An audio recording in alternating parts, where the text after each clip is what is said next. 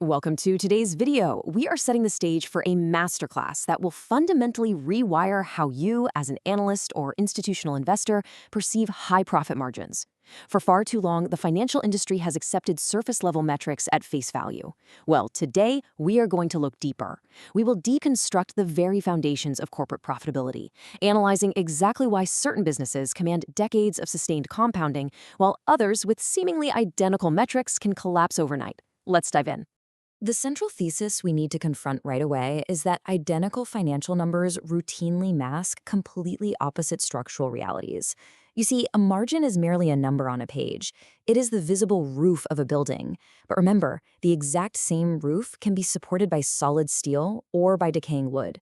To truly understand a business, we must deconstruct the hidden architecture beneath that financial number. We have to evaluate the invisible structural forces that produce the cash flow, rather than simply worshiping the cash flow itself. To put this into perspective, consider a direct comparison between Business X, let's say a company like Visa, and Business Y, which is a dying pharmaceutical company. Both of these companies display a remarkably high 60% profit margin. If you only look at the numbers, they appear identical in quality. Yet their underlying realities are polar opposites. Visa possesses an infrastructural toll and a secular wave. Its margins compound for decades because the architecture is permanent. The dying pharma company, on the other hand, sits on a temporary moat that expires in 18 months. A flood of generic competition is imminent, and that 60% margin will collapse in a single quarter. The takeaway here? A high margin is entirely meaningless without its structural context. And this perfectly illustrates the fatal flaw in traditional quality screening. The institutional world consistently worships margins. Sell-side analysts build intricate models around them, and quality factor screens rank businesses by them. The traditional lens sees that high margin and instantly infers business quality and durability. But this is a profound analytical error. It blindly infers business durability from a lagging symptom, completely failing to ask why that margin exists in the first place, or whether the structural forces producing it are actually permanent. To fix this flaw, we must adopt a correct analytical blueprint. We need to separate the business into three distinct layers. At the very top, we have the visible surface, the margin. It is a symptom on the financial statement, not the underlying cause. Below that, we find the forces, which serve as the internal engine, generating current cash and driving structural growth. Finally, at the absolute bottom, we have the moat. This is the invisible architecture, the foundational defense protecting the company's returns from the relentless gravitational pull of capitalism. When we deconstruct this internal margin engine, it reveals two distinct temporal forces, the A and the B. The A represents the toll. It operates in the present tense. It is the cash the business collects today. Great examples include Visa's cut of a transaction or S&P Global's fee on a bond rating. The B represents the wave. This operates in the future tense. It is the structural growth that arrives over time, such as the digitization of global payments or the expansion of global debt. The B is the critical force that compounds the A into something permanently larger. The crucial point here is understanding exactly how this growth is funded. And this brings us to the spectrum of growth. On the right side, we have the mechanical B. In the structure, growth must be purchased. Expanding into the future requires constant capital expenditure, research and development, acquisitions, or massive marketing budgets to manifest. Conversely, on the left side, we find the absolute pinnacle of business quality, the free surfer. For a free surfer, the B costs zero. The toll is the wave. Revenue grows while the cost base barely moves, which means structural compounding arrives entirely without heavy capital expenditure. However, you must be careful because the market is filled with illusions. There are 4 architectural false positives specifically engineered to deceive investors. The first trap is the toll without a wave, a magnificent present-day cash machine with absolutely no structural future growth. We also see the rented moat, where high margins are desperately maintained only by exorbitant, constant spending.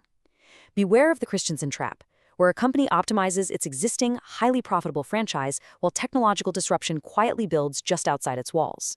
And finally, watch out for the financial engineer, where contracting underlying revenue is aggressively camouflaged by share buybacks and extreme cost-cutting. To protect our portfolios, we have to utilize a rigorous diagnostic matrix to identify these false positives. This framework prevents us from mistaking a symptom for a structural reality.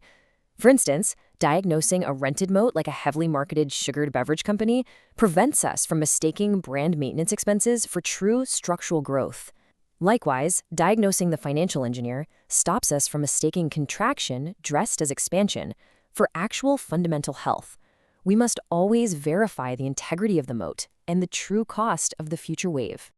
All of this requires us to invert our analytical order entirely. Starting your valuation models by looking at margins leads directly into value traps. Instead, we must begin by analyzing the foundation, the moat. Is it deep, infrastructural, or merely rented? Only then do we analyze the wave, the B. Is the growth natural or mechanical? Does it cost nothing or does it cost everything? And we evaluate the margin absolutely last, using it strictly for confirmation of our structural analysis and never for primary discovery. When we rigorously invert this process, we are seeking a rare mathematical convergence. We want the precise intersection of a deep structural moat, a natural, free-flowing growth wave, and high profit margins. When you find this precise intersection, the signal is real, the architecture is structurally sound, the compounding is permanent. In this specific scenario, the margin is the pure product of an impenetrable structure, and not just clever accounting or temporary advantages. Let's examine some real-world free surfers that embody this rare architectural perfection. Visa, S&P Global, and MasterCard operate with profound infrastructural moats. No one simply decrees a second global payment rail. Furthermore, their structural growth wave, is entirely free. They ride secular forces like the digitalization of global payments and the expansion of global debt. Because their infrastructure is fixed and the global volume naturally expands, their legendary compounding is an inevitability of their design. Over a 10-year timeline, the underlying architecture dictates the financial future. The trajectory is simply the structural gradient made visible. A free surfer inevitably expands its margins toward the ceiling because its volume grows on a fixed cost base. Conversely, a mechanical bee operating completely outside a moat will see its margins erode towards zero as aggressive competitors continually replicate the offering and destroy pricing power. Make no mistake, structure determines destiny. This brings us to a profound reconciliation of two legendary perspectives regarding profit margins. Jeff Bezos famously stated, "Your margin is my opportunity," and he is absolutely correct regarding unprotected margins. The gravitational constant of capitalism pulls unprotected profits towards zero. However, legendary investor Chuck A. Curie states that consistent high margins signal an exceptional business.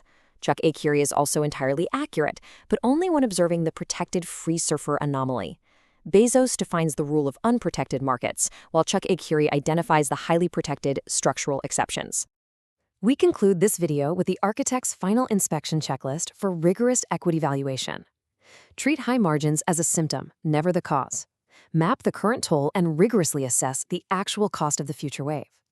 Actively identify the architectural traps engineered to deceive you. Ultimately, you must seek the pure convergence of a deep moat, a free structural wave, and expanding margins.